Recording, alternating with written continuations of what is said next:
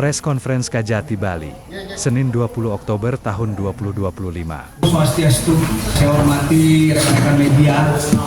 Ini mungkin baru yang kedua kali kita ketemu ya, baru pertama kali diangkat dan sekaligus pada siang hari ini saya juga pamitan dengan teman-teman media. Saya dapat promosi di Kejaksaan Tinggi Sumatera Selatan sebagai Kasat. Mohon maaf kalau ada hal-hal yang kurang berkenan selama ini. Saya mungkin ada tutur kata yang tidak pantas atau menyinggung teman-teman media atau ada hal-hal yang lain secara pribadi dan institusi, saya mohon maaf. Semoga kerjasama Kejaksaan Tinggi Bali dengan media tetap berjalan dengan baik. Bahwa di Bali saat ini kami sedang melakukan penyelidikan sebanyak 49 kasus. Ini di seluruh Bali ya. Penyidikan ada 26 kasus. Dan sebentar lagi ini mungkin ada penambahan karena teman-teman di Kejaksaan Negeri sudah mulai bergerak juga ini. Tapi bukan berarti karena ada tekanan Pak Jaksa Agung kita bergerak, tidak, ini sudah lama ini. Dan kebetulan pada siang hari ini saya pamitan, saya sekaligus menyampaikan berita baiklah untuk Bali.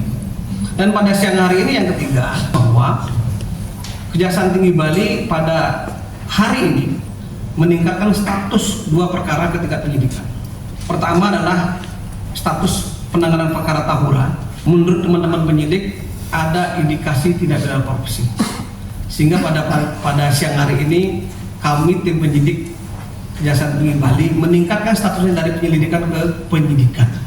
Yang kedua, kasus yang akan ditingkatkan pada pagi hari ini, pada siang hari ini adalah kasus universitas terbuka. Di kasus ini kita sudah memeriksa 10 saksi ya, dan sudah mendapatkan nilai kerugian negara 3 miliar. Untuk kasus yang kedua ini tinggal menetapkan tersangkanya. Kemudian kasus yang ketiga adalah kasus penanganan perkara rumah subsidi di Singaraja. Ya. Saya sampaikan bahwa dua perkara tinggal menunggu putusan pengadilan. Satu perkara tinggal menentukan tersangkanya lagi. Satu perkara ini. Kenapa nggak ditentukan tersangkanya hari ini? Karena kerugian negaranya masih dalam proses penghitungan. Jadi satu perkara masih kita diamukan. Mungkin 1-2 minggu ini kalau sudah ada kerugian negaranya sudah menentukan kasus baru di rumah subsidi yang dari Singaraja. Sementara yang pasti kita lakukan pendalaman dan pemeriksaan itu adalah pertama adalah di semua pemerintah, misalnya dari Kehutanan, dari BPN, sudah kita klarifikasi pada saat penyelidikan. Nanti lebih jelasnya di penyidikan akan terang-terang. Siapa yang memegang hak pertama, siapa yang memegang hak kedua, ketiga, nanti tentu itu akan lebih terang lagi ketika sudah ada di penyidikan. Karena kita belum sampai melakukan upaya paksa, seperti pemanggilan paksa, seperti penggeledahan, penyitaan, sehingga ada keterbatasan bagi teman-teman penyelidik yang ada di Kejati Bali ini untuk melakukan satu tindakan upaya hukum paksa. Nah kalau nanti siapa-siapa yang untuk perjelasan nanti setelah di penyidikan. Ini teman-teman pasti transparan menyampaikan update perkembangannya. Kemudian untuk perkara UT, Universitas Terbuka ini adalah perkara konstruksi. Di perkara ini adalah diperkirakan ada markup dalam pelaksanaan konstruksi di Universitas Terbuka. Tahura ini adalah tanah negara, itu bisa dijelaskan. Yang kemudian ini tanah yang tidak bisa diganggu gugat peruntukannya, karena untuk kepentingan lingkungan, untuk kepentingan abrasi pinggiran pantai. Ya. Sehingga oleh kehutanan dan oleh negara ini adalah tempat yang harus dilindungi dan dijaga.